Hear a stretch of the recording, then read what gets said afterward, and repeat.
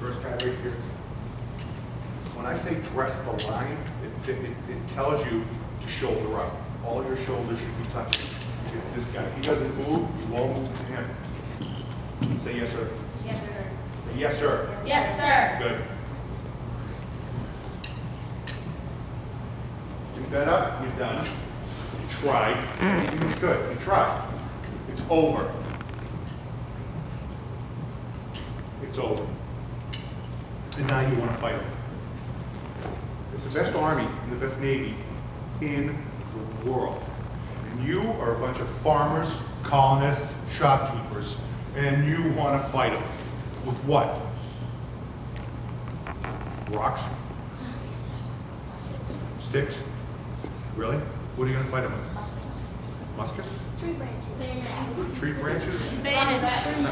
Knives. Water balloons? Seriously? Bayonet? You farmers. Bayonet is a military piece of hardware. Pitchfork. Right? Guys, listen up.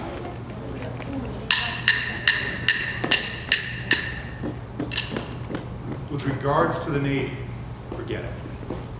Forget it. It took them hundreds of years to build these warships. They are huge.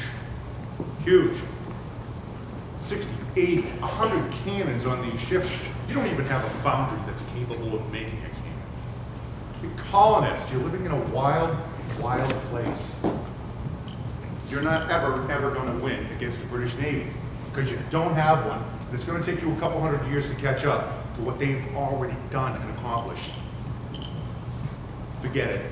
On land, it's a different story. You already have an army. You do. You just didn't realize it yet. You want to come over here with a family of, let's say, 6. You come over with your wife and your 4 kids. Now, let's say you land in the colony of North Carolina. Well, there's been people here for quite some time, all right? So the coast, it's taken. You got a couple cities there, and there's a lot of farmland halfway in. You're gonna have to move to the far end of Carolina.